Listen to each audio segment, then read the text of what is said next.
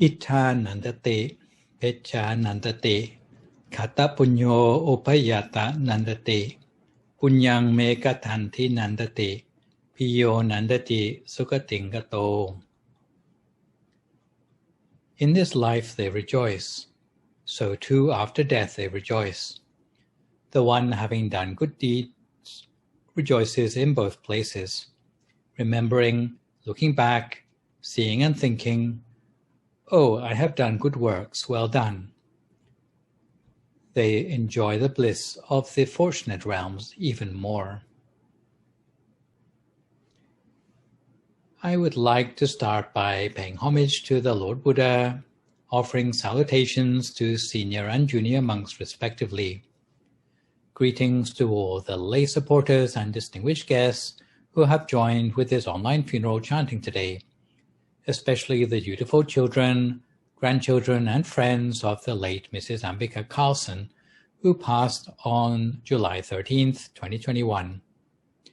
Today is July 16th, 2021. My name is Prat Nicholas Tanisaro of Dhammakai International Meditation Center in Azusa, and today I would like to share a short Dhamma talk on the topic of benefit for the hereafter, for the benefit of all those joining this memorial dedication in person or online.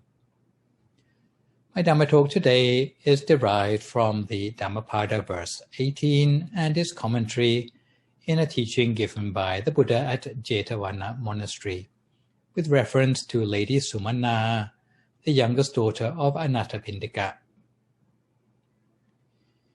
In the ancient Indian city of Savatthi, every day 2,000 monks would be invited to take their meal in the house of Anathapindika. They would distribute more than 100,000 worth of alms daily and understood thoroughly the tastes of the congregation of monks and knew exactly what was the proper thing to do. Even if they were unable to minister to the monks in person in their own houses, when other supporters desired to give alms at Savatthi, those supporters would seek the good offices of either Anathapindika or Lady Visakha, who would accompany and guide those other supporters who gave alms to the monks in their own homes. Now it came to pass that Anathapindika wondered, "Who will take my place when I am gone, and continue to minister to the monks and the monastic community?" Thinking this, he appointed his oldest daughter, whose name was Mahasupata. The latter showed the monks the customary attentions, listened to the Dharma teachings, and as a result, obtained the fruit of stream entry or Sodapatipala. Not long afterwards, she got married and went to live in her husband's family. And he appointed the younger daughter, Jula Supata, who followed her older sister's example, obtaining the fruit of stream entry or Sodapatipala, and afterwards marrying and going to live with the family of her husband. Finally, he appointed his youngest daughter, Sumanā. Sumanā obtained the fruit of Vantraturna or Sakatagami Pala, but remained unmarried. Overwhelmed with disappointment at her failure to obtain a husband, she lost her appetite and became mortally sick. Desiring to see her father one last time, she sent for him.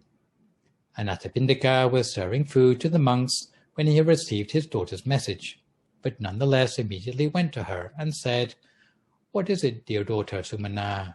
Sumanā said to him, "What say you, dear younger brother?" "You talk incoherently, dear daughter." "I am not talking incoherently, younger brother." He asked her if she was afraid, and she said she did not fear death. Saying no more, she died immediately afterwards. Although Anathapindika himself had obtained the fruit of stream entry, he was unable to bear the grief that arose within him. Accordingly, when he had performed the funeral rites over his daughter's body, he went weeping to the Buddha, and the Buddha asked, "Anathapindika, how come you are approaching me looking so sad and sorrowful with tears in your eyes and weeping?" "Reverend sir," said Anathapindika, "my daughter Sumanā is dead." "Well, why do you weep then? Is not death certain for all?" Anathapindika replied, "Reverend Sir, I know that, but my daughter was so modest and so conscientious. What grieves me most is that the thought that when she died, she was unable to recover her right mind, but died raving incoherently." When questioned by the Buddha, Anathapindika explained that his dying daughter had called him her younger brother instead of her father. The Buddha explained to Anathapindika, "What your daughter said was not incoherent raving, but your daughter was metaphorically maturer than you in terms of the paths and fruits of nirvana. For while you have attained only the fruit of stream entry, your daughter had attained the fruit of once returner." And consoled by this thought, Anathapindika asked where his daughter had been reborn. The Buddha replied, "In the fourth level of heaven, the realm of the Dusita gods." "Reverend Sir, during my daughter's short stay in the human realm, she went about rejoicing. It seems appropriate that she has now been reborn in a world of joy." And the Buddha went on to clarify, "It is even so, householder. Those who are heedful, be they layfolks or monks, rejoice both in this world and in the world beyond." So, saying, he pronounced the verses we heard at the beginning of this sermon. To spend a little time looking at the sort of virtues a person needs to have to enjoy happiness in the hereafter, and to prevent a person from leaving the world empty-handed, I would like to elaborate on 4 teachings that lead to profit in the hereafter, or Sampayikata Payochana. The wise person recognizes that they cannot live by bread alone, and for all the material wealth they might earn, it cannot buy them spiritual fulfillment. The 4 virtues that can be cultivated in the present lifetime to bring happiness in the hereafter, which we see exemplified by Anathapindika's daughter, Sumanā, were faith, keeping the precepts, generosity, and wisdom. The first virtue bringing happiness in the hereafter is faith or confidence. This means faith that doing good deeds will lead to good outcomes for the doer, and that doing unfortunate deeds will lead to bad retribution, and giving rise to the commitment to perform the maximum of good deeds throughout one's life. Those who are not fully endowed with faith have what is referred to as turtle head faith, which means that rather like a turtle, when the going gets tough in doing good deeds, they will hide their head inside their shell. But those who have strong faith, even though the going gets tough, they will still remain resolute in their faith and not have doubts. The second virtue bringing happiness in the hereafter is to keep the precepts. You must keep the minimum of 5 precepts as the baseline of one's virtue, because the precepts measure the degree to which you are a person who is human. If your precepts are less than perfect, then at some stage you will start to relegate yourself to the level of a savage, who others cannot trust anymore. If you are a person who is unable to keep 5 precepts, some people might prefer to share their home with a wild animal rather than having you around, especially if they wonder if you are going to harm them or steal from them. So the precepts are also an important factor that contribute to happiness in the hereafter. The third virtue bringing happiness in the hereafter is generosity. We are only alive and well today because since the time of our birth, we have been able to rely upon the generosity of others along the way. If on the day we were born, our parents had refused to look after us, then we would never have reached where we are today. There are many forms of giving we have received ourselves, and some which we may have practiced towards others, whether it be giving of things, giving of our time, giving help, or giving knowledge to others, or even to forgive other people. The fourth and final virtue bringing happiness in the hereafter is wisdom, or panya, as it's called in the Pali language. To be specific, anyone who is diligent in studying the teachings of the Lord Buddha will attain wisdom, which is the mark of a wise person. On the contrary, anyone who lies about in bed all day and has no chance of accruing wisdom, not unless they watch the Zoom channel of our temple, of course. So what we fill our head with, if it points us to knowledge about the reality of life and the world, then wisdom would be something within our reach before we come to the end of our lives. For those of you listening today who, like Sumanā, would like to enjoy happiness in the hereafter, you should make sure that during the short space of life still available to you, that you do your best to cultivate 4 virtues to bring happiness in the hereafter, namely faith, keeping the precepts, generosity, and wisdom. This thought brings me back to the Buddhist proverb from the Dhammapada with which I started this discourse, that Ita nandati, pecha nandati, kata punyo upayata nandati, punyang me katanti nandati, piyo nandati sukatingato.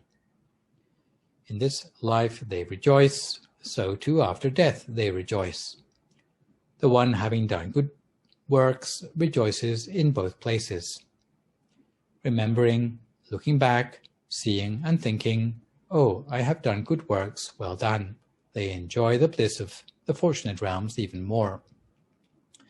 The message from this teaching is that it is a blessing to cultivate these 4 virtues of life. For those who have cultivated them for themselves, then when they come to the end of their life, then those merits will help to propel them to a better place. For those who are a little bit less diligent in the cultivation of these 4 virtues, then it comes down to our funeral rites to fill in the gaps where they have been unable to do it for themselves. And it is up to us as the sons and daughters or grandchildren and friends of Mrs Ampika Carlson to help fill in the gaps in this way, to fulfill the posthumous duties of filial piety outlined in the Sigalovada Sutta, and dedicate merit for those loved ones regularly to the best of our ability after their passing. Imina gata punyena, through the power of the merits arising from the Dhamma talk today, may they bring Mrs Ampika Carlson happiness and prosperity in her new rebirth, according to the wishes of the supporters on this occasion. May these merits bring all supporters long life, strong health, strength, happiness, and quick-wittedness. Whatever good things you wish for in life, may those things come to you easily and in every way. So instead of mourning Mrs Ampika Carlson, as I have seen many a sad face on the Zoom channel over the last few days, we should bear in mind that Mrs Ampika Carlson has cultivated good deeds relentlessly during her life. From what I heard in the funeral sermon of the Venerable Prakru's Sotithamvitet yesterday, Ampika was a person who immersed herself in all the good deeds for the benefit in the hereafter I've described in my sermon. By nature, she always had a positive and cheerful disposition and a kind word for everyone who she met. She was one of the founding members of this temple in California and attended regularly with her sister when she was still mobile. She was a champion of a monthly alms offering at Cerritos Park.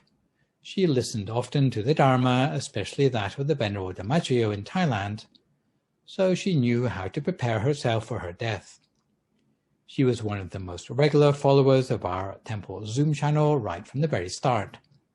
She used to watch it night and day, even during her mealtimes, despite her impaired hearing.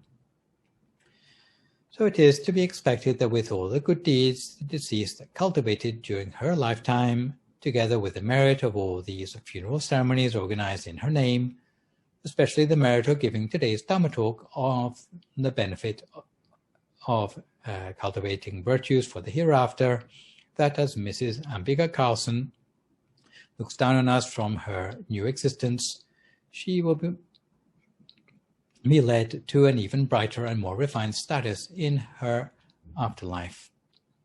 So now, before we hear the funeral chanting, I would like to invite everyone to call to mind all the merits arising as we reflect in silence for a few moments on the merit of cultivating faith, precepts, generosity, and wisdom in our own lives and in the life of Mrs Ampika Carlson for her happiness in the hereafter.